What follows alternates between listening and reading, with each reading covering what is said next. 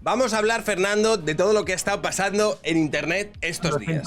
En los internetes. En los internetes. A ver, yo quiero hacer una pequeña introducción. Voy a empezar diciendo una cosa. Yo en 2021, yo saqué un vídeo que se llamaba Irene Montero se pasa de miserable. En este vídeo, Irene Montero lo que hacía era una suerte de celebración, una algarada de estas que hacen.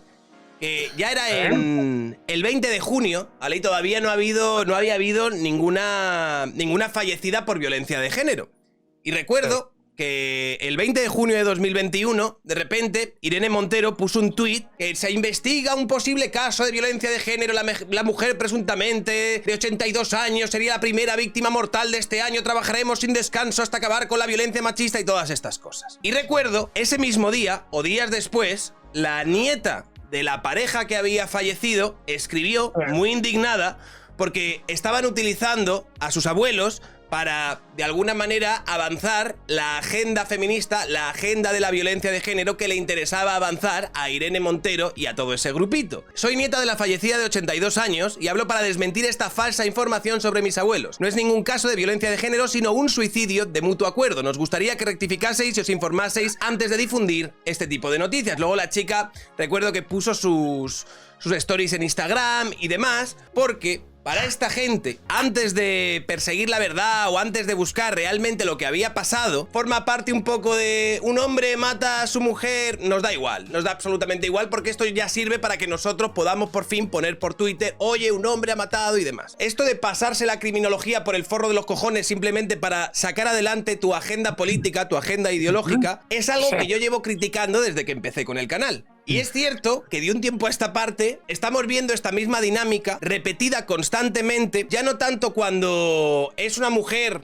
que está siendo, que ha sido asesinada o maltratada por su pareja, sino cuando es un crimen, un homicidio, una violación, una agresión, cualquier tipo de elemento que haya sido ejecutado o que haya tenido como parte a una persona de la población inmigrante, sobre todo cuando son magrebíes del norte de África y todo esto. Bueno, el otro día recuerdo que yo estaba en directo cuando entró Fernanda en mitad del directo y me dijo, han matado a una señora en una tienda de Tirso de Molina, que además yo pasé ayer por delante, estaba la tienda llena de ramos de flores y demás. Es que estaba en plena plaza de Tirso de Molina, que yo he vivido al lado y he pasado por ahí delante 40 veces. Y en un primer momento, la información que había salido en un principio apuntaba a que el victimario podía haber sido alguien de origen magrebí, pero a las pocas horas esto se acabó desmintiendo y ya la policía explicó que todos los indicios y las pistas que estaban siguiendo apuntaban a un señor que era de nacionalidad española y que tenía 50 y pico años. Ya por fin, o el otro día, no sé si fue esta mañana o ayer por la noche, detuvieron al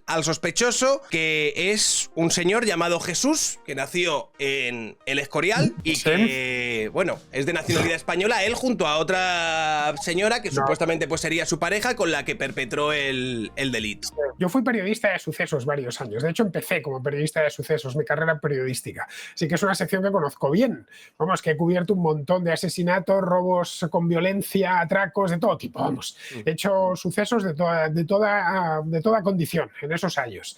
Y la información de sucesos hace 20 años era información de sucesos, es decir, había un atraco en Madrid siempre ha habido atracos con resultado de muerte también, es decir, que el atracador se le iba la mano, disparaba o lo que fuese, o apuñalaba al joyero o al del banco. Esto siempre ha existido. Esta ciudad es una ciudad grande y estas cosas suceden, es inevitable, ¿no? Lo último que te parabas era a pensar que aquello iba a ser utilizado políticamente. Nada más. Lo más que podías decir era, joder, este barrio está muy inseguro y entonces pues quizá tiene que venir más la policía, nada más. Pero era un reclamo al alcalde. De esto lo tienen abandonado. O no sé si tú te acordarás cuando estaban aquellos poblados de la droga en el sureste, que si las Barranquillas, todo eso te acuerdas, ¿no? Pero sí que puede haber reivindicaciones que pidan más seguridad en una determinada zona. No, eso siempre cada vez que había, por ejemplo, una ola de atracos en un barrio determinado, en una zona de Madrid, en un distrito, siempre se decía lo mismo. Joder, el alcalde debería prestar más atención a esto, llevar más policía, se reclamaba a la delegación del gobierno, manden más policía nacional, pero nada más, la cosa se quedaba ahí, era una cuestión de mera seguridad. Bien, ahora si te fijas, y esto empezó la parte, digamos, posmoderna del arco político, la parte Irene Monteresca, a utilizar los sucesos en clave ideológica. es: si un hombre mata a una mujer, entonces estamos hablando de violencia machista y por lo tanto ya no existe otra cosa en el mundo. O si hay una violación. Comentaba en el A la Contra de ayer lo que sucedió con La Manada. Tú lo cubriste La al Manada, máximo. de hecho, fue lo que dio el pistoletazo, yo creo, de salida a toda esta Sí, fiebre identitaria a la hora de utilizar los sucesos para este tipo de cosas que luego les salió muy correcto. mal, porque, claro, ellos instalaron un miedo brutal a las agresiones sexuales grupales Las en manada y violaciones, demás, sí, que luego ha sido recogido por la correcto. derecha a la hora de utilizar estas agresiones en manada, que muchas veces son perpetradas por inmigrantes del norte de África, para su pedrada ideológica particular. Efectivamente, bueno, esto además nos quejábamos porque decíamos, bueno, parece ser que si uno lo mira desde fuera, si bajase un extraterrestre a España ahora mismo y leyese los periódicos, pensaría que los españoles no nos dedicamos más que a matar a nuestras mujeres, ¿no? Una cosa así, a nuestras novias, porque es lo único que aparece en la prensa, de lo único que se queja el gobierno, es de esto, ¿no?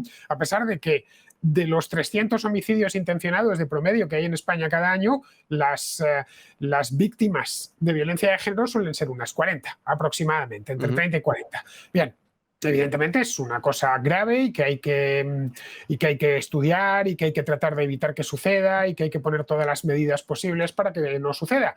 Pero claro, convertirlo en la única causa de asesinato en España, la violencia de género, era una cosa que consiguió Irene Montero y compañía. Bien, nos han aparecido otros identitarios que todo lo cifran en la identidad nacional, igual que las otras se buscaban en la identidad de género o la identidad sexual.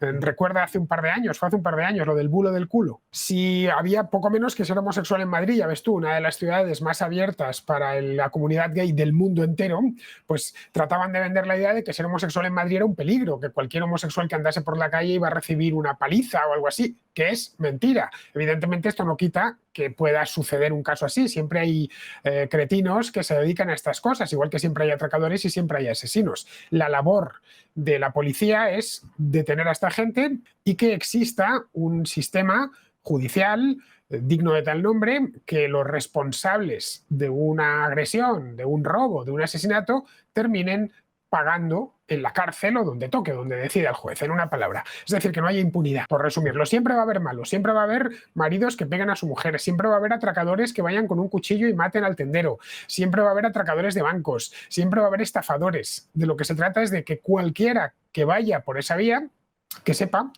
que de una manera u otra lo van a trincar y va a pasarse una temporada seguramente muy larga dependiendo de lo que haga a la sombra. Bien, esto es una cosa que creo que estamos todos de acuerdo. Pues los otros identitarios, los identitarios nacionales, los de que han fijado Bueno, ellos una... hablan ahora, para no quedar así, dicen que es cultural todo. Todo es Sí, cultural, cultural. cultural. Bueno, Que vamos a ver, yo te voy a ya decir una sabes. cosa. El sexo es un factor a tener en cuenta a la hora de valorar los distintos tipos de crímenes, delitos y demás. De hecho, el 95% de la población carcelaria está conformada por varones. Por hombres, La sí, claro. cultura también puede ser otro factor. Es uno de La ellos, edad, claro. desde luego, puede ser otro factor. Por Hay una supuesto serie que de lo es. factores que pueden, de alguna Es decir, manera, condicionar a ciertos ver, elementos que hay alrededor de determinados tipos de delitos y determinados tipos de crímenes. Evidentemente, claro, si el policía han atracado una tienda o un banco y llegan los inspectores de policía a preguntar. Dicen, bueno, a ver, cuéntenos a los testigos oculares. Pues no hemos visto nada, pues fue todo muy rápido. Evidentemente no se van a poner a buscar en los geriátricos. Saben que los señores y las señoras de 85 años no están para atracar bancos. Simplemente. Puede darse el caso de un atracador de 85 años, pero es poco probable. Lo primero que van a buscar es gente joven. Y lo segundo que van a buscar es chivatazos dentro del barrio para que le digan, ellos tienen ya sus informantes, para que le digan quién anda metido en esos enjuagues en ese momento. No van a ir buscando por raza, no van a ir buscando por cultura, van a buscar un criminal. No van a buscar a alguien que tenga una nacionalidad concreta, ni una cultura concreta, ni un color de piel concreto, ni un sexo concreto. Evidentemente hay ciertas cosas que acotarán, eso cualquier policía lo sabe. Bien, vamos a evitar los geriátricos porque ahí no va a estar, evidentemente. Cualquier policía lo sabe. Cuando se pone a investigar, lo primero que va es pues, en el mundillo del AMPA. ¿Quién se dedica a esto? Dices, bueno, pero es que hay mucha gente que proviene de la inmigración que se dedica al crimen y te esgrimen una estadística y te dicen, ¿no ves que hay más? La población carcelaria es mayor la inmigrante que la española en proporción a su población total. Dices, es cierto, pero también es cierto lo que acabas de decir tú, que el 90% de la población reclusa son hombres. ¿Esto significa que los hombres somos, no sé, más propensos al crimen? todos los hombres, por supuesto, porque aquí lo que están identificando es el comportamiento de unos pocos con toda la comunidad. Es decir, ten en cuenta que en España hay 1 millón de marroquíes. 1 millón, joder. Hay más gente, más marroquíes en España que habitantes tiene, qué sé yo, la ciudad de Málaga. Eso es lo que hay repartidos por toda España. Cuando tú estás diciendo que toda la culpa la tiene la inmigración descontrolada y que en el momento en que acabemos con la inmigración descontrolada se acabará el problema, estás mintiendo, porque en España ya había delincuencia antes de la inmigración. Madrid era una ciudad más peligrosa en 1980 que ahora. Había más crímenes, más delitos y la población era prácticamente toda nacional. Están haciendo ver la idea de que hemos importado delincuentes, como si no hubiese delincuentes en España, como si en España, antes de que entrasen los inmigrantes, y ojo, que empezaron a entrar hace 30 años, que no es que hayan entrado todos el último año, aquí viviésemos en el país de la piruleta y que no había ningún problema y que todo era perfecto, que nuestra cultura, por favor, la cultura española es alérgica al crimen. Pues no, coño, claro que hay criminales españoles. Los criminales no saben de nacionalidad, los asesinos no saben de pasaporte. El que es un asesino y puede ser marroquí, español, sueco, turco o albano-kosovar. Hay una especie de disposición por parte de los medios y por parte de determinados políticos a intentar negar o a intentar silenciar o intentar invisibilizar cuando determinados tipos de crímenes o tipos de delitos los comete una parte concreta de la población. Los comete alguien, por ejemplo, de origen inmigrante. También hay veo también una disposición a la hora de rechazar o meter la cabeza debajo de la arena cuando cualquiera plantea los potenciales peligros de una inmigración descontrolada o de posibles procesos de guetificación como los que puede haber en Francia y demás. Y creo que muchas veces este silencio, esta falta de disposición a la hora de identificar un problema, da vía libre a que toda la gente fuera de esta narrativa oficial pues se monte las películas muchas veces muy exageradas alrededor de esto. Estás en lo mismo, politización del suceso. Vamos a volver con el tema del feminismo. Si un hombre mata a una mujer, veíamos como toda la prensa de izquierdas se ponía como loca. El machismo, el gran peligro, el tal y cual. Sí. Y la prensa más de derechas relativizaba un poco el tema y trataba de ser, bueno, esto existe y tal y cual, y por supuesto se denuncia y hay que darlo. Sucedía al contrario, una mujer mataba a sus hijos, o el caso de María Sevilla, secuestraba a su hijo. Recordémoslo cómo lo llevaba la prensa de izquierdas. O no lo llevaba, o lo llevaba de aquella manera. Es decir, no olvides que los periódicos en buena medida se han convertido en activistas. Cuando dices que lo llevaba de aquella manera, es básicamente que prácticamente le daba la razón a María Sevilla. Más o menos. Es decir, no olvides que muchísimos periodistas, más de los que parece, son puros terminales de los políticos. Es decir, si los políticos están, lo hemos visto con esta historia. Claro. Pero vamos a ver, yo lo que te quiero decir es que si todo el mundo está viendo, por ejemplo, lo que está pasando en Francia y, por ejemplo, la Unión de Naciones Unidas lo que dice es, el problema que tiene Francia es que las fuerzas y cuerpos de seguridad del Estado tienen un problema de racismo institucional. Sí. Y la gente está viendo por fuera qué es realmente lo que está pasando en Francia y cuál es la respuesta que están teniendo, por ejemplo, desde Bruselas o desde la ONU, pues es normal que esta gente se radicalice. Es normal que esta gente diga, ¿cómo demonios, teniendo en cuenta que ahora mismo tienes prácticamente a un país en llamas, que ahora mismo vengan los principales estamentos de la Unión Europea y de lo que se estén preocupando es del supuesto racismo de los policías en Francia? Es ridículo. Sí, bueno, política. De nuevo estamos en la misma. Sí. La utilización del suceso para cumplimentar una agenda ideológica. Nada más. Es decir, si algo nos ha dicho lo de los sucesos en Francia, que no es la primera vez que se produjeron en 2005.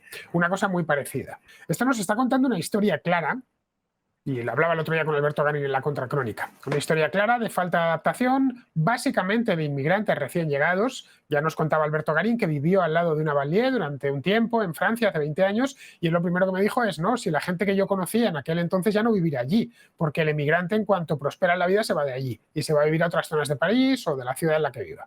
Y vienen otros nuevos.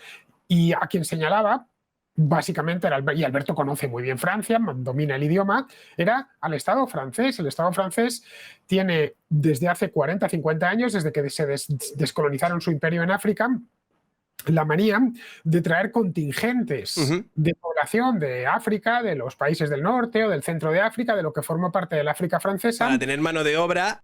No necesariamente, muchas veces por pura generosidad o por sentirse un imperio. De no os preocupéis, hay una guerra en Mali. Bueno, pues nosotros acogemos población y abrimos la puerta sin demasiados problemas. Esa gente termina en la Lavalier. Se le entregan ayudas sociales. Luego, eso supone un problema añadido, porque si subsidias la inmigración, es entonces cuando impides que esa inmigración se integre de verdad. La mejor manera de integrarse en cualquier sitio es un empleo, donde estés. Si tú te empleas, vas a trabajar con la gente del lugar, vas a asumir la cultura del lugar, vas a aprender las costumbres del lugar, te vas a relacionar con los lugareños. Pero ¿qué pasa si los tienes subsidiados, si no necesitan salir de casa y del barrio para tener lo básico, al menos, lo que es la calefacción, la comida y poco más, lo que es un mediano llevar? Bueno, pues eso es lo que señaló el otro día Alberto. Y dijo, bueno, yo conozco el caso porque es que he vivido allí y lo he visto directamente. En el caso de esta última, es esencialmente emigración llegada hace no tanto tiempo que ocupan las Banlieues. Los que organizaron los disturbios de 2005, la mayor parte, como nos decía Alberto en este programa, ya no viven en las Banlieues. La mayor parte ya ha prosperado y ha salido de allí, porque la sociedad francesa sí que integra.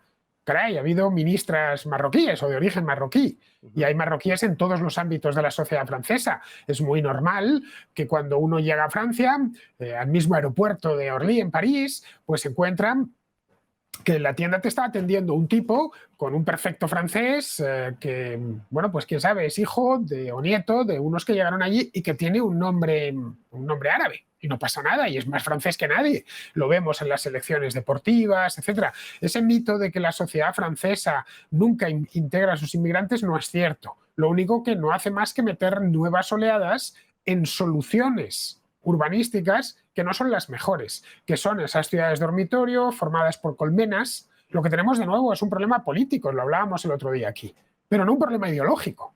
Es un problema político. ¿Por qué esto mismo no sucede en Alemania? A pesar de que la misma Alemania tiene porcentualmente una cantidad de inmigrantes similar a la de Francia. ¿O por qué no ha sucedido en España? A pesar de que tenemos también una cantidad de inmigrantes similar a la de Francia. Nosotros tenemos más inmigración de Latinoamérica y de muchos otros países que... Sí, es una de las razones, pero no deja de haber 1 millón de marroquíes, que son musulmanes. También hay un montón de argelinos. Claro, a lo mejor el hecho de que no estén concentrados todos en zonas ghettificadas y este tipo de cuestiones, yo creo que ayudará a que no se generen cosmovisiones o subculturas dentro de otras culturas. Mira, cuando yo voy por la calle aquí en Lavapiés y veo que hay inmigrantes de todas partes y veo que hay muchísimos marroquíes, por supuesto, o magrebíes, no sé exactamente de qué país son, pero los ves, ¿no? Y veo que al lado hay chinos y que hay venezolanos y que hay bangladeshis. Digo, esto está bien. Esa es la idea. Porque al final lo que formas es un melting pot. Lo que sucedió en Estados Unidos. Es decir, la inmigración italiana en Estados Unidos, que fue muy grande, especialmente en la zona de Nueva York. Yo recuerdo que, por ejemplo, se hablaba de los índices de delincuencia en Estados Unidos y a principios del siglo XX el mayor grupo delincuencial era el que estaba formado por irlandeses. Luego el que estaba formado por italianos y ahora mismo el que está formado por gente de ascendencia africana. El caso de los italianos, que eran, bueno, tenían hasta mala fama porque, en fin, había muchos delincuentes, la mafia. En definitiva, eran prácticamente todos italianos, ¿no? También había mafia irlandesa, pero la mafia italiana era temible. ¿Cuándo se acabó ese problema? Coño, cuando salieron de Little Italy.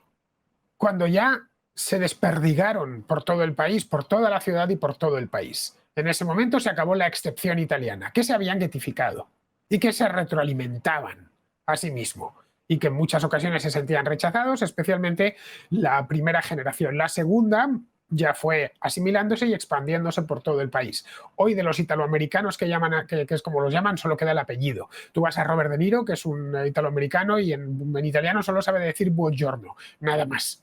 Y el apellido que lo tiene italiano. Y quien te dice De Niro te dice Martin Scorsese. Lo mismo, el apellido es un apellido italiano, pero nada más. Entonces, cuando tienes comunidades que llegan, que se te meten todas en el mismo barrio, donde además se reproducen ciertos círculos de pobreza, falta de expectativas, etcétera, coño, es fácil que eso, primero, que genere delincuencia y segundo, que estalle de vez en cuando. Nada más. Esto es lo que se reproduce en esos barrios periféricos de las ciudades francesas y que no se ha reproducido en España, porque incluso en los barrios con más inmigrantes, caso, por ejemplo, de Lavapiés, sigue habiendo una mezcla total. Al final, solo les queda convivir en nuestra lengua, porque el tío de Bangladesh y el de Marruecos tienen que hablar, no hablan el mismo idioma, tienen que hablar una lengua franca, que es el español, y lo mismo sucede con el chino y el rumano, necesitan una lengua franca, y con nuestra ley. Al final el melting pot es eso. Una sociedad con un melting pot es una sociedad afortunada. Significa que el país es deseable, que la gente viene y que poco a poco se va integrando. En el camino, evidentemente, pues claro, traen cosas malas, pero también muchísimas buenas.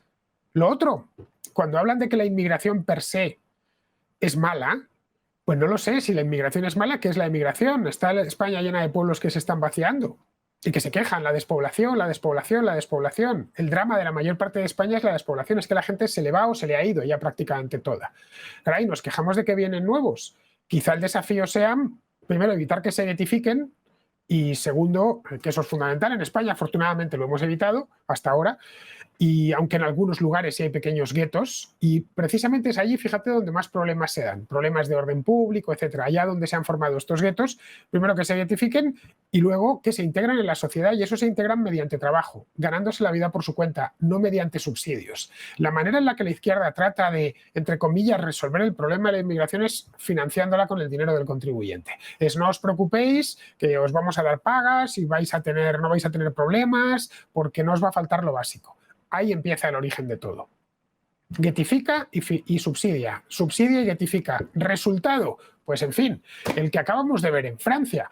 Pero no hay que ir ni al hecho mismo migratorio, que es donde estaban yendo todos estos esencialistas identitarios. Es que el problema es la inmigración, como si antes no hubiese delincuencia. Porque lo que vienen a decir es que Europa era un paraíso antes de que llegasen aquí los inmigrantes. Y no es verdad, no lo era. Hombre, aquí había delincuentes. Sí que es verdad que ahora podemos ver, además muchas veces se hacen muy virales por redes sociales y demás, un tipo de violencia a la que a lo mejor no estábamos acostumbrados. A lo mejor ahora podemos ver pues más acciones con machetes y con ciertos elementos que yo he estado por barrios muy chungos. Yo recuerdo que cuando era chaval las palizas y las violaciones en el Parque del Oeste por Moncloa eran algo que se daban con bastante asiduidad. Era cuando estaban empezando todo esto de las bandas, los Latin Kings y todas estas cuestiones, pero es cierto que no era tan llamativo el hecho de encontrarte grupos que fuesen por ahí con un machete que parece que literalmente vienen de atravesar la jungla del Congo. Es que no había Twitter ni WhatsApp. Coño, yo soy mayor que tú. Yo recuerdo el Madrid de los 80 a la perfección. A la perfección. Cierro los ojos y lo veo. Coño, yo he visto cómo atracaban a un amigo mío jugando a las máquinas en Moncloa, poniéndole un cuchillo en la garganta. ¿En qué año te estoy hablando? ¿El 86? ¿El 85? Las jeringuillas. También te atracaban con jeringuillas, tío. Cagando hostias de aquel sitio, dejando la partida a la mitad, porque le estaban poniendo un cuchillo en la garganta. He visto atracos de todo tipo. Es que el Madrid de los 80 era peligroso, mucho más que ahora, muchísimo más que ahora. O no hemos visto las películas del cine kinky. Coño, eso es cinema verité en buena medida. El Extrarradio de Madrid era tenebroso. Mira, hay una serie que está haciendo Iñaki Domínguez en El Mundo ahora, la pena es que es de pago, sobre lo que fueron, ya sabes que este es un experto en los macarras madrileños, sí, lo que fueron los barrios chungos de Madrid en tiempos. Coño, ayer publicaban, ¿qué barrio publica? Yo me las leo todas las entregas. Bien, yo no provengo de uno de estos barrios, pero vamos, todos habíamos oído hablar de los problemas que había, qué sé yo, en Los Focos, donde está hoy el barrio de Las Rosas. Las Rosas, justo al cementerio de Almudena, eso era un lugar que a principios de los 90 no te podías ni acercar, macho. Y hoy es un barrio de clase media maravilloso. Pero es que la ciudad estaba llena. Joder, este barrio. Que yo recuerdo las jeringuillas, macho, tiradas en la plaza de Cabestreros. Malasaña también. Que la recuerdo siendo niño, vamos. Sí, sí. Que no me estoy inventando nada. Que recuerdo la época de los kinkis y de los atracos. Que salías de casa... Hostia, que es que te ibas solo con el billete de metro porque sabías que estaba todo lleno de atracadores. Esto era el Madrid de los 80. ¿Qué me están contando ahora? ¿De qué es que estamos en el orden público? Está peor que nunca. No es verdad. No es cierto. No es cierto. Y podemos ir a la estadística que quieras. La sensación de inseguridad que se tenía en Madrid en los 80 era mucho peor que la de ahora. Pero eso vamos, el robo de relojes, el famoso peluco de me han picado el peluco. Vamos, eso era muy común. Coño, que quitaban las zapatillas de deporte a los niños, que yo iba acojonado. Que creo que ahora se respira más inseguridad. A lo mejor en Madrid menos, pero yo creo que en ciudades como Barcelona y otros territorios en España se respira más inseguridad de lo que a lo mejor se respiraba hace 10 años. Yo entrevisté a Samuel Vázquez, que es policía y demás, me dijo que ahora mismo de alguna manera, la variable cultura, origen, tiene bastante incidencia en la criminalidad que ahora mismo ellos están enfrentando o que están viendo. Es decir, que la inmigración ilegal o la inmigración del norte de África da lugar a cierto tipo de delincuencia que ahora mismo ellos, o él por lo menos me contaba, que era la que más incidencia tenía. Mira, te voy a contar los orígenes de la delincuencia en España, en las principales ciudades, lo que dio origen al cinequinqui a finales de los 70, principios de los 80. Sí. Que, te insisto, la delincuencia era mayor que ahora. La inseguridad era mayor que ahora. Te voy a contar una anécdota. Cuando tenía yo 10 años o por ahí, o 11 años, mi madre me compró unas zapatillas de deporte de una marca que se llamaba Le Coq Sportif. Bien bonitas, me encantaban. Bueno, yo esas zapatillas, para ir a ciertas partes de Madrid, no me las ponía. No me las ponía porque te las quitaban. Que me cuenten a alguien ahora que le quitan las zapatillas de deporte. Que me lo cuenten. Que van por el centro de Lavapiés con iPhone de 1.000 euros. La gente, a las 2 de la mañana, que yo lo veo. ¿Qué me estás contando? Joder, que yo cruzo mi barrio, te digo, a las 2 de la mañana. Que tú vives en Lavapiés. Para los que estén aquí preguntándose y tal, Fernando vive en Lavapiés. Yo tengo la moto aparcada ahí abajo y nunca le ha pasado nada. Nada, cero. Y la tengo con el bloqueo. ¿Qué me están contando? Mi primera Vespa tenía 2 candados, coño. Y era, aún así, no tenía las cosas claras de que no te la fuesen a picar. Yo todavía estoy recordando, aquí en el mismo Lavapiés, en el año, ¿cuándo fue esto? En el año 2001, creo que fue, 2000-2001, aquí al lado, en la plaza, macho, que tenía aparcada la Vespa en aquel entonces, que llevaba una pitón que iba enganchada al asiento. Hostia, pues se pusieron unos mangutas a tratar de reventarla y no lo consiguieron. Y me dejaron eso, que recuerdo que era un churro, que tuve que ir al taller a que me lo cambiaron. Eso te estoy hablando hace 20 años, en el mismo barrio, a 300 metros de aquí, joder. Y entonces sí había todavía quedaba hace 20 años. Bien, ahora mismo no estoy diciendo que el barrio sea completamente seguro, pero es que ¿quién pretende que sea seguro un barrio en el centro de una ciudad? No es seguro tampoco el centro de Londres, ni el centro de París, ni el centro de Roma. Una de las cosas que traen las ciudades es muchas oportunidades de empleo, mucha diversión, mucho entretenimiento, mucha oferta cultural, pero también cierta inseguridad. Quien pretenda que el centro de Madrid sea Disneylandia, pues no lo sé, sinceramente. Los que vivimos en el centro de Madrid nos quedamos con las cosas buenas y asumimos las malas. Y una de las malas es que hay cierta inseguridad, que hay manguis, que hay tal, y lo sabes. Vamos a volver al argumento inicial. Esta delincuencia de principios de los 80, finales de los 70, vino dada por la población del extrarradio, coño, el Vaquilla, el Jaro y todos estos, que eran la población del extrarradio que vivía, evidentemente, muy empobrecida a las afueras de la ciudad o en barrios generalmente que se habían hecho en tiempos de Franco para sacar a la gente de las chabolas y meterles ahí, por parte de inmigrantes de otras partes de España, que llegaron a Madrid, que llegaron a Barcelona, que llegaron a Valencia, a Bilbao, etcétera. ¿Cuál hubiera sido la solución? ¿Coger a esos inmigrantes que llegaban de Badajoz o de Granada o de tal y devolverlos? Bueno, sabes que cuando una ciudad gana población, piensa que Madrid termina la guerra civil con 900.000 habitantes y en el año 75, cuando muere Franco, tiene 4 millones. Evidentemente los madrileños no se han reproducido tanto, el resto de la gente ha venido de fuera. Los inmigrantes que llegan, por regla general, vienen a ganarse la vida. El 99% vienen a ganarse la vida. Y además es curioso, porque les podríamos decir lo mismo. A ver, ¿tú qué pasa? ¿Que eres de aquí de siempre o qué? Aquí al final, si echamos, yo presumo mucho de ser madrileño. Yo tengo 8 apellidos madrileños, Fernando. Vale, yo tengo 8 apellidos madrileños, porque estoy convencido que si me pusiese a investigar en mi árbol genealógico me saldría gente de fuera, es inevitable.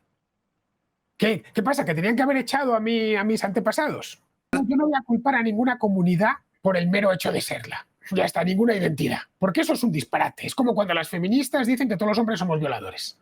Nada más. O cuando los nacionalistas catalanes dicen que todos los españoles somos unos sinvergüenzas y unos no sé qué. Esto de coger a un grupo y criminalizarle gratuitamente es propio de gente con 2 dedos de frente. Los 2, los justitos, para ponerse la camisa por la mañana. Eso de pillar a todo un grupo, de decir todos los musulmanes son tal, por la cultura, todos los marroquíes son tal. Pues es como si dices todos los españoles son tal. Es un poco lo que dicen los independentistas catalanes, que nos llaman ñordos y no sé qué movidas. Es exactamente la misma historia. Hombre, o Es también la criminalización del varón por parte de ciertos grupos dentro de la izquierda.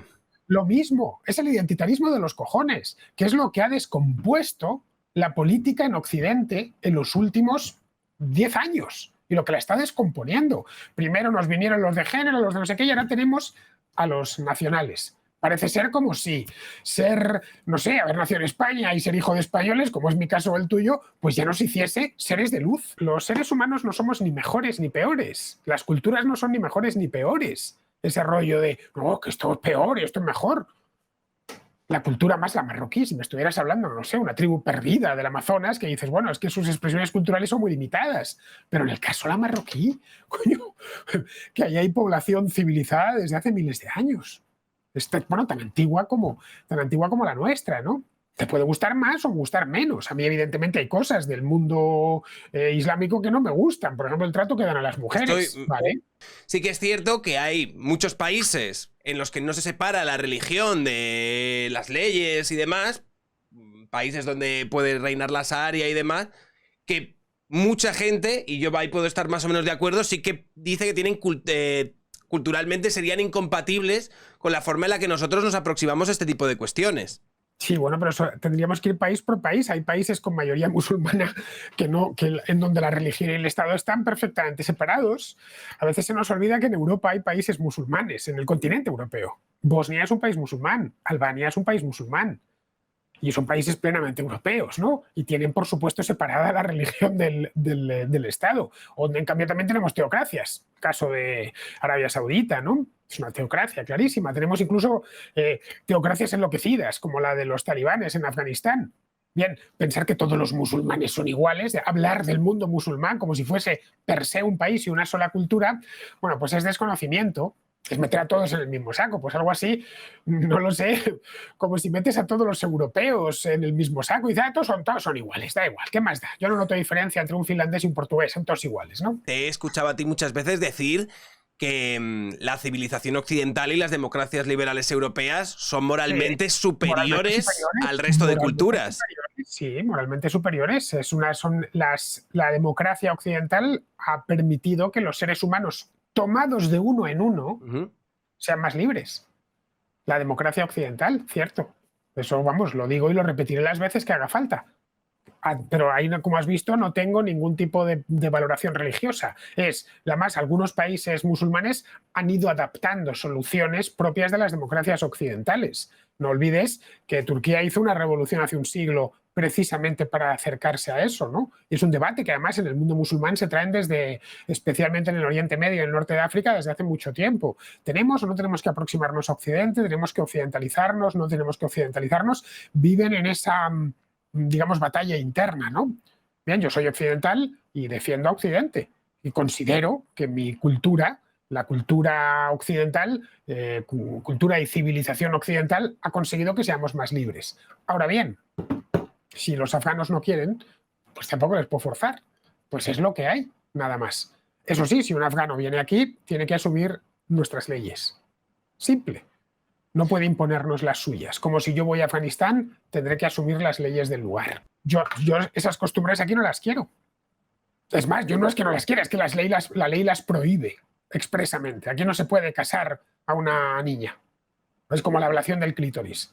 Ahora bien, que en el norte de Sudán lo hacen, pues me parece mal. Pero yo no soy quien para meterme en lo que hacen en el norte de Sudán. Bueno, eso por no hablar de esta idea de meterlo todo en el mismo saco. Es que, mira, en este sitio lo que hacen es hacer la ablación del clítoris o casar a las niñas. En todo el Islam lo hacen. Es como si encontramos un lugar de Europa donde se hace algo especialmente reprobable. Como algunas sectas cristianas que han aprovechado sus líderes para casarse o para mantener relaciones con los niños de la secta o para... Como si vamos a Estados Unidos, vamos a un mormón con 7 mujeres y decimos, ¿no veis? ¿No veis? Es que estos cristianos, bueno, son mormones, una cosa un tanto peculiar, ¿no? Que no son muchos y además tal, Pensar que eso es Estados Unidos, bueno, pues es tomar la parte por el todo. Una cosa que, por cierto, el propagandista, que trata de... La propaganda, Sergio, siempre hace lo mismo, simplifica el mensaje y lo exagera. Es una máquina. La propaganda es una máquina de simplificar y exagerar. Vamos a aplanarlo todo para que hasta el más lerdo del mundo, hasta el más retrasado mental lo entienda, y a partir de ahí exagerar, y el altavoz puesto a todas horas. Lo hacen mucho los progres, por ejemplo, cuando hablan de los abusos que ha habido a niños dentro de la iglesia. Pero muchísimo, continuamente. Vamos. Intentan un poco decir ahora prácticamente que todos los curas son pedófilos. Son pedófilos, claro. Es que ha habido un caso, mira, ha habido un caso aquí, tal, ¿lo veis? Todos los curas son pedófilos. Y cuando un obispo ve a un niño, lo primero que quiere es violarle. Digo yo que has simplificado y exagerado, ¿no? No, son todos iguales. Bueno, pues con este caso es exactamente lo mismo. Exactamente. Hay gente que está empezando ahora mismo a coquetear con la idea. Leí el otro día, por ejemplo, a Jorge Buxadé diciendo eso de que el DNI no es el documento nacional de identidad, ¿no? Intentando hablar de una suerte de esencialismo que es lo que nos haría a nosotros como personas de un territorio, de una nación en concreto. No es tanto tu condición jurídica de persona que tiene el documento de nacional de España, sino que para ser español, pues me imagino que tienes que tener una serie de aptitudes o elementos, que serán los que le salgan de los cojones, que a ti te hacen un español de bien. Buxadé, y como él, muchos nacionalistas consideran que como solo hay un Estado, solo puede haber una nación. Es decir, Sergio, tú y yo, como somos ciudadanos españoles, tenemos un pasaporte español, yo el mío lo tengo aquí metido, es decir, yo nomás tengo esto, aquí está mi pasaporte, lo tengo aquí en un cajoncito al lado de mi mesa. Este es mi pasaporte, España, ¿vale? Nada más. Bueno, esto me lo dieron porque, por cierto, es propiedad del Estado, no mío, ¿eh? Pero bueno, me lo dieron porque, bueno, pues soy hijo de españoles y nací aquí. Bien, eso ya configura todo mi ser, nada más. Yo ya solo puedo ser español en función de una serie de características y parámetros que han fijado previamente. Es la idea del buen español. Te tienen que gustar los toros, te tiene que gustar el flamenco, te tienes que echar la siesta, te tiene que gustar la paella, te tiene que... En fin, tienes que gustarte el jolgorio y tal, porque somos españoles, tenemos unos parámetros nacionales que van atados a la estatidad.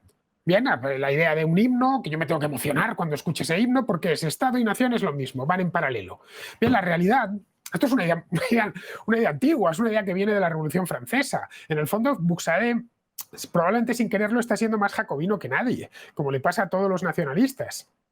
Ya sé que a alguien como él, que se considera de derechas, que le llamen jacobino, le sorprenderá, pero es un jacobino.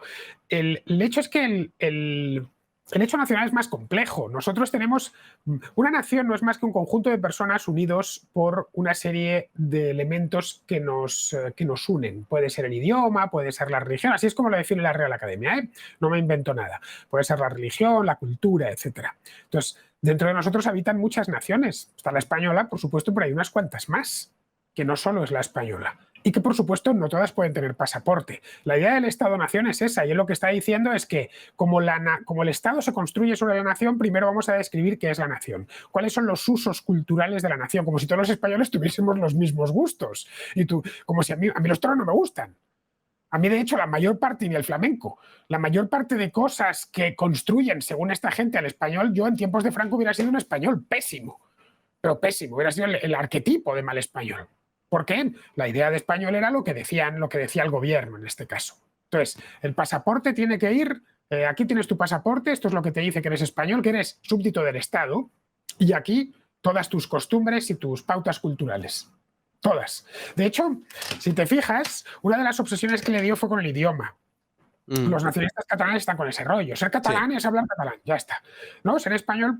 Se puede ser español y hablar muchas lenguas. Los catalanes son españoles y hablan catalán. Los vascos pues hablan vasco. Los gallegos hablan gallego. Ya ves tú qué problema, ¿no? Y lo mismo con la religión. Coño, la idea esa de que el español tenía que ser cristiano, es que esto, a ver, esto es una gilipollez de hasta hace 50 años. De que tenía no cristiano, católico. Solo el buen español tenía que ser católico. Y además devoto de la Virgen del Pilar. Es decir, todas esas ideas que iban atadas a la nacionalidad son propias de la Revolución Francesa y de todo lo que vino después en el siglo XIX, la construcción del Estado-nación. Sí que sí, tú y yo somos españoles y Buxadé también, pero aparte de españoles somos unas cuantas cosas más, porque la identidad nacional se construye de forma individual, no se construye de forma colectiva. por más que estos tíos pesados se empeñen. Yo tengo mi propia identidad nacional y tú la tuya.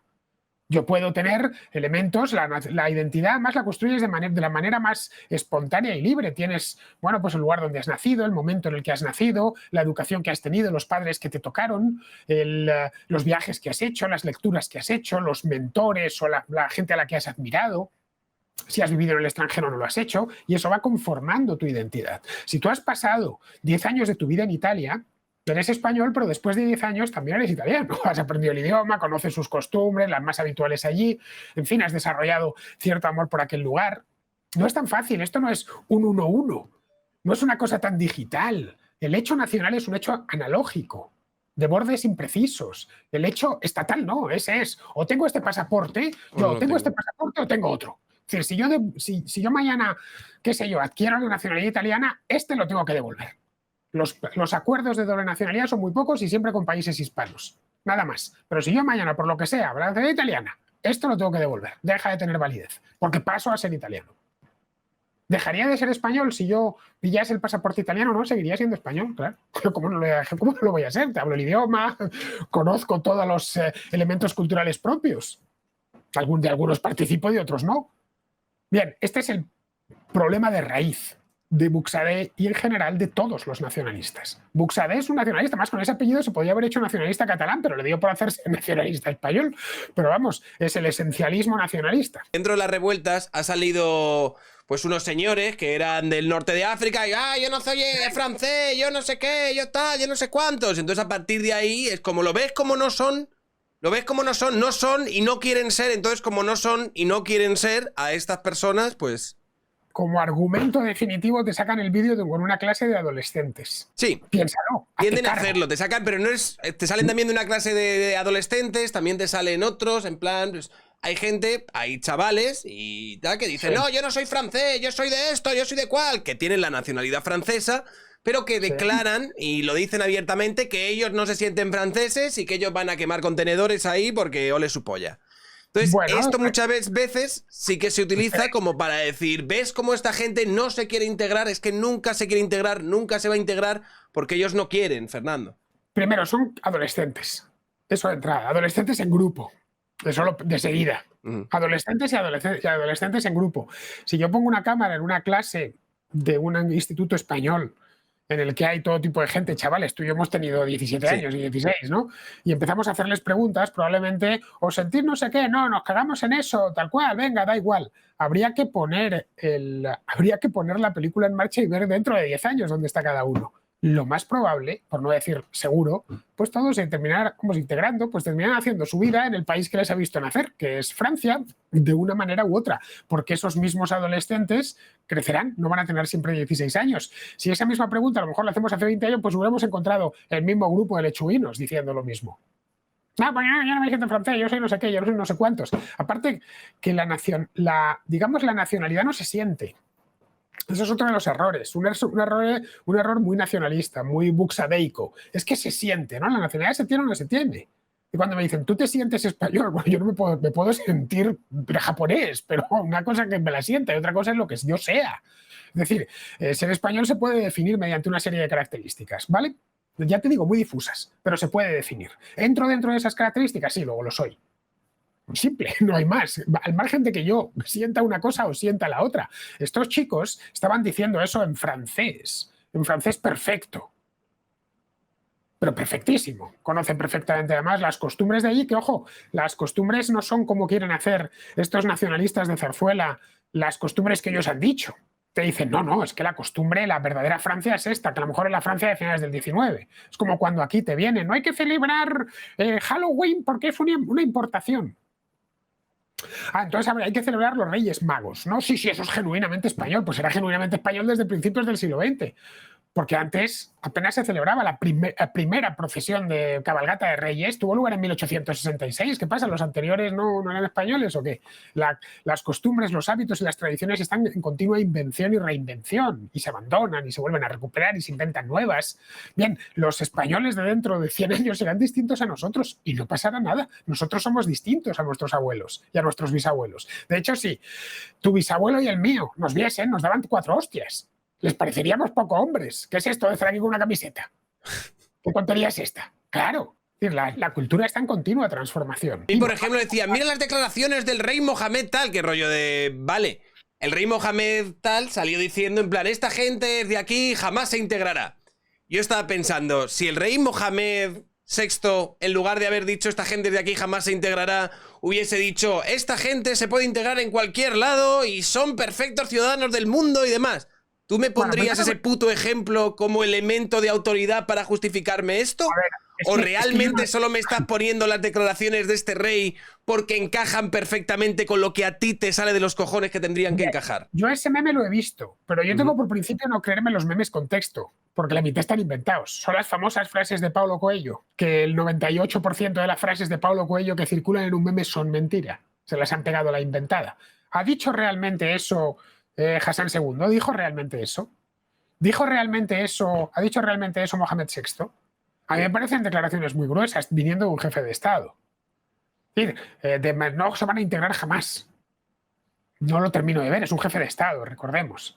Diciendo eso, no sé, quizá en Francia, cuando lo dijese Chirac o, bueno, Mitterrand no, porque cuando estaba Mitterrand estaba Hassan II, pero se sentiría un poco incómodo. ¿Cómo que no se van a integrar? Los estamos recibiendo con la puerta abierta.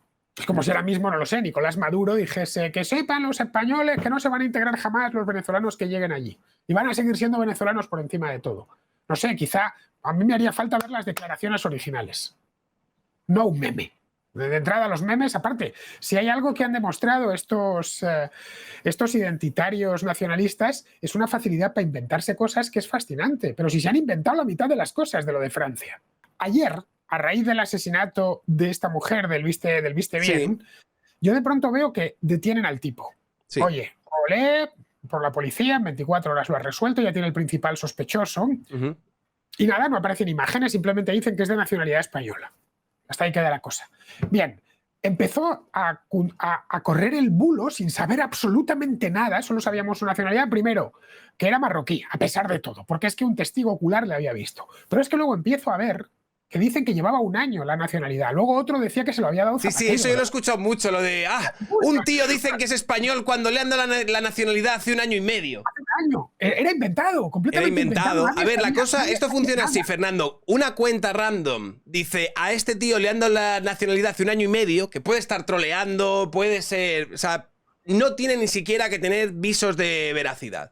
Lo único es que hay mucha gente que al leer eso le apetece creérselo. Dice, ostras, esto que dice esta cuenta de aquí me encaja con la película que yo me quiero montar. Por lo tanto, le doy carta de naturaleza y es esto. Bueno, pues en esto han demostrado ser unos auténticos, unos alumnos privilegiados de toda la escuela esta de Steve Bannon y demás, de pegarse unas inventadas de noticias y de construir un relato alternativo. Por suerte, hoy se ha filtrado el nombre y el lugar de nacimiento del principal sospechoso de lo del viste bien. Se llama Jesús y nació en San Lorenzo del Escorial. Claro, me he ido a revisitar el tuit de Abascal, en el que decía hay que acabar con este disparate migratorio. ¿El disparate migratorio de dónde? ¿De San Lorenzo del Escorial? Hay que parar la invasión migratoria de San Lorenzo del Escorial, porque todo lo basó en eso. Y como él, todos los demás. ¿Te das cuenta, Sergio, cómo esta imbecilidad cae, esta imbecilidad identitaria? Podría haber sido perfectamente un marroquí o podría haber sido un finlandés. O podría haber sido un canadiense. ¿Qué más da? La cuestión es que es un criminal y como tal tiene que ser juzgado. De dónde venga, ya es lo de menos. Bueno, ¿no te acuerdas del bulo del culo? Sí. Cuando empezó a desmontar aquella historia que era ridícula hace un año, que tenía que ser y veías a algunos desesperados como diciendo, a ver si sale el homófobo de una vez, necesitamos un homófobo, necesitamos esto. Es fundamental. Porque sin eso se nos viene todo el relato abajo. Y andaban desesperados. Pues con este mismo tema yo ayer pude ver exactamente lo mismo. Exactamente. Y cuando se ven ya sitiados, empiezan, que es que no has entendido nada, que es que no sabes, que es que mira lo de Francia, que es que tal. Mezclando además churras con merinas. Lo de Francia va a pasar aquí dentro de un año. Mira, cuando pasó lo de 2005... Yo ya era periodista en aquel entonces, llevo unos cuantos años siendo periodista. Recuerdo que hablando con Carlos Emprumbaura, que en paz descanse, que fue uno de mis mentores en este oficio, Carlos llevaba en Francia desde el final de la Guerra Civil, porque se fue, era un niño de la guerra y salió allí y ya, bueno, pues hizo toda su carrera allí.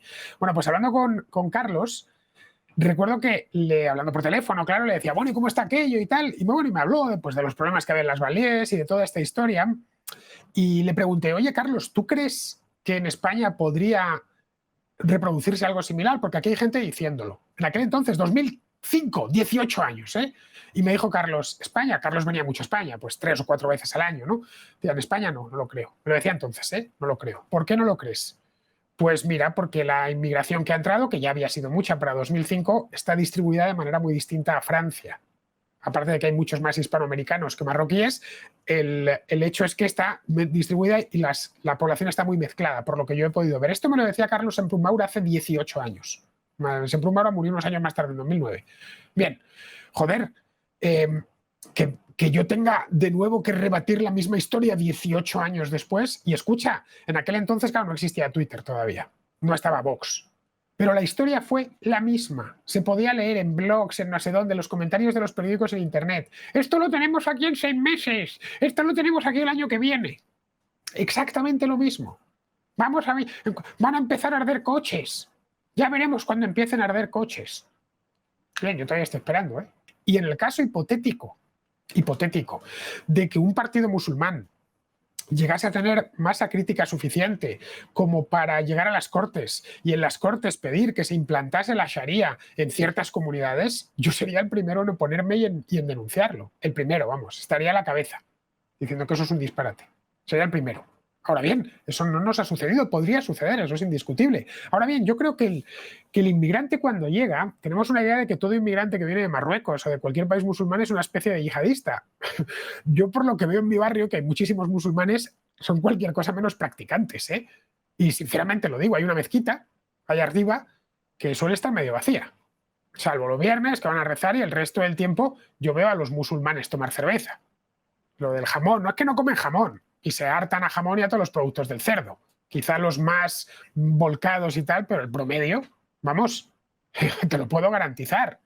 Y ya en segunda generación ni te cuento, pero ni te cuento. El abandono paulatino de esos... eso es lo normal, que te salga un pirado, sí. De hecho, si os fijáis, en la última ola de atentados terroristas, la mayor parte de ellos eran ya de segunda o de tercera generación que se habían fanatizado por internet viendo vídeos del Estado Islámico que los manufacturaban en Siria, con una cosa muy enloquecida. Ni siquiera les venía de sus padres, en una palabra. Esa locura islámica no les venía de los padres. Los padres eran los primeros que no se lo terminaban de explicar. Decían, pero bueno, sí, bueno, nosotros somos musulmanes, pero tampoco nos lo tomamos muy en serio. Lo que pasa es que empezó a ver vídeos por YouTube, luego viajó vía Estambul a Siria, allí se terminó de fanatizar. Es decir, que el hacer de nuevo la coincidencia 1-1 entre musulmán y fanático musulmán que quiere aplicar la Sharia, pues me parece cuando menos arriesgado. Que hay alguno que lo quiera hacer, no me cabe la menor duda. Es más, yo por el barrio los distingo. A mí me gusta mucho la posición de Ayaan Asri o Asiri, no sé cómo se llama. Que, bueno, supongo que conoceréis su historia y tiene varios libros, tiene una entrevista con Cayetana que es muy buena y habla de que el Islam pues, no ha vivido una reforma como sí que ha vivido el cristianismo e incluso habla de muchos reformistas islámicos que son perseguidos por los propios cabecillas de la religión oficial y están siendo hasta amenazados de muerte. Entonces, a ver, como dice Villanueva, hay culturas, por supuesto que hay culturas superiores a otras. Igual que hay gente más inteligente que otra, igual que hay gente más guapa que otra, pues claro que hay culturas que tienen un desarrollo histórico en el que hemos llegado a unos razonamientos y un estado civilizatorio bastante superior. Entonces, evidentemente estoy muy de acuerdo con vosotros en que hay cierta derecha que se está volviendo loca, que está deseando que un moro cometa un crimen para decir todos son así. Vale, eso son exageraciones, pero tampoco podemos obviar que hay un factor ahí de riesgo y que esa religión tiene ciertos peligros, tienen países de donde vienen, donde tienen unas leyes que dices que aquí no pueden llegar a imponerse, pero en lo privado a veces se imponen ciertas normas que tienen que ver con esas leyes. Ya vemos a las mujeres con los burkinis, vemos vídeos de cómo pegar a una mujer y vemos cosas que, coño, tampoco se puede obviar. Entonces, si tenemos en cuenta todos los factores de riesgo, pues tenemos que tener en cuenta también el factor de la religión y el factor de una cultura que está en un estado civilizatorio muy inferior. Simplemente eso como resumen. Pero vamos, que si queréis lo hablamos con más tranquilidad cuando vuelva de la playa. A ver, el tema de Marina. A ver, sí. Aquí no estamos debatiendo. Por cierto, sobre todo el mundo, evidentemente, en el momento que ha salido Marina diciendo esto en el chat, factores. Tremendo, basadísima. Vale. Bien, aquí no estamos debatiendo sobre el Islam. Eso sería un debate aparte. Y efectivamente, claro, el Islam, especialmente una versión rigorista del Islam, tiene muchos riesgos. Empezando para aquellos países. No olvides que ha ocasionado incluso guerras civiles dentro de países musulmanes. Y también para los lugares que acogen a esos inmigrantes. Pero eso es un debate distinto. El debate sobre el Islam y la guerra, digamos, civil que habita dentro de los países musulmanes desde hace muchos años, especialmente desde la Revolución Islámica de 1979, cuando la modernización que se había empezado a hacer de manera tímida en los años 40-50 fracasa en los años 70. Por razones que en un debate podríamos sacar a relucir y que yo tengo mi propia hipótesis. Pero es que es un debate distinto al que estamos. Estamos en un debate sobre si se puede establecer una relación 1-1, como están haciendo los identitarios nacionalistas, entre inmigrantes musulmanes y delincuencia. Ese es el debate de hoy. No son los desafíos propios del Islam. Eso es una cosa completamente distinta. Los desafíos, los problemas que tiene en su interior, cómo no ha hecho las reformas adecuadas y se ha modernizado, y cómo cuando lo han intentado en varios países fracasaron. Caso del baazismo, por ejemplo, en Oriente Medio, en Siria o en Irak, cómo se intentó modernizar Argelia mediante un régimen socialista con Ben Bella y fracasaron también. Eso sería un debate distinto. Cómo las reformas de Atatürk en Turquía, que parecía que reencauzaban el país, han sido en cierta medida revertidas por Erdogan. Eso sería un debate distinto, completamente distinto. Un debate muy interesante, seguramente más interesante que este, pero que nada tiene que ver. Aquí de lo que estamos hablando es de identitarismo nacionalista en Occidente, en el que se establece, lo mismo que en este canal, en concreto se habla mucho de identitarismo de género, en el que se establece una identidad que es, en este caso, la del inmigrante musulmán y se la llena de etiquetas negativas. A toda. Se mete ahí en ese saco a todo el mundo. Y a partir de aquí pues se derivan una serie de consecuencias políticas que algunos, en España todavía no hemos llegado a eso, pero que en algunos lugares pues hablan directamente de deportación. Es que hay que deportarlos, es que hay que sacarlos de aquí, es que por más que estén y por más méritos que hagan, nunca van a ser nacionales, porque nunca podrán, aunque consigan el pasaporte, nunca serán nacionales y por lo tanto, como forman parte externa y ajena al ser nacional, pues no forman parte de nosotros, del grupo de nosotros que somos los buenos. Ese es el debate de hoy. Lo que dice Marina tiene mucha razón, efectivamente, y merece la pena, ¿eh? Es un debate cojonudo y sobre el que he leído mucho y que he trabajado en más de una ocasión. A raíz de la movida del ISIS, no sé ni cuántos programas hice sobre ese mismo tema. Y yo en la Contracrónica llevo temas internacionales continuamente, por no decir prácticamente todos los días. Y de Irán hablo un montón y muy a menudo. Lo mismo me sucede con Oriente Medio, de Turquía no digamos, un montón. Sí que es un tema que sí trabajo, pero que no tiene nada que ver con lo que estamos hablando. Absolutamente nada que ver. Tiene una derivada, que es efectivamente los problemas del Islam internos del Islam pueden terminar contagiándose a través de una parte pequeña, pero que está ahí, de sus inmigrantes en Occidente. Sí, bueno, lo vimos con los famosos lobos solitarios, los tipos que se radicalizaban por YouTube, esos imanes que en ciertas mezquitas de Bruselas o de París se dedicaban a expandir y a propagar el odio. Bueno, en aquel momento yo ya lo dije, lo primero que debería vigilar la policía es a los predicadores. Muchas veces la gente pone como ejemplo a Japón, Australia, Polonia, ahora mismo también tiene una política de tolerancia cero con X tipo de inmigración, entonces mucha gente utiliza estos países como modelos a seguir. Bueno, piensa que Japón o Australia lo tienen fácil. Claro, son islas, yo también se lo he dicho, rollo, es que no es lo mismo. También me ponían de ejemplo Canadá. Claro. Y yo es que no es lo mismo entrar en Canadá que entrar Claro. en Estados Unidos, que tienes una frontera gigante por donde te puedes colar, que entrar en España o que entrar en... Claro. Claro, Australia lo tiene mucho más sencillo, pero porque está en el fin del mundo, ¿no? Llegar allí ya en sí es un problema. En España intentar poner unos requisitos como los australianos serían inaplicables, porque que estamos encima de África, ¿no? Lo mismo sucedería en Italia, además estamos muy cerca.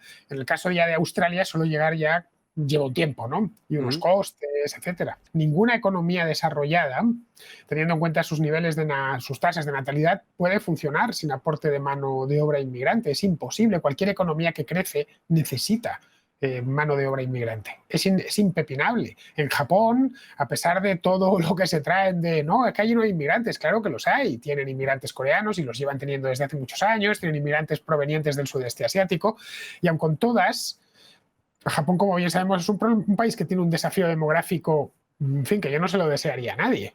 Es un país con unos niveles de envejecimiento brutales, que se enfrenta a un declive demográfico que la población ya es menor que hace unos años y va a ser mucho menor.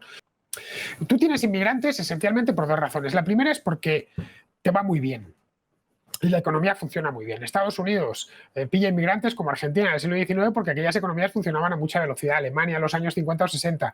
Y la segunda es porque, aparte de irte muy bien, la población local no alcanza la tasa de reposición. Es decir, no hay gente joven.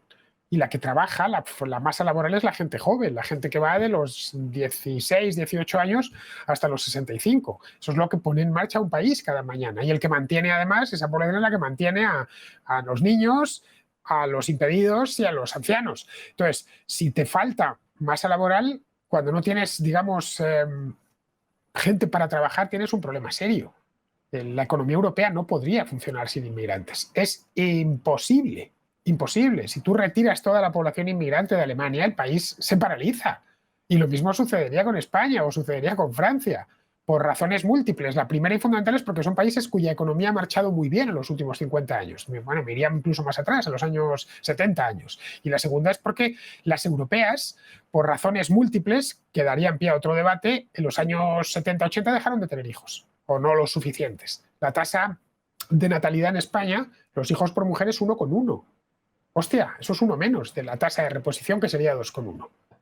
Bien, que me lo expliquen. No, pero si el gobierno hiciese unas medidas de natalidad y tal y cual, pues los planes de natalidad más generosos que el sueco no se me ocurren y no han conseguido remontarlo. Si una sociedad decide no tener hijos, decide no tener hijos. Si va más allá de lo que un gobierno puede hacer.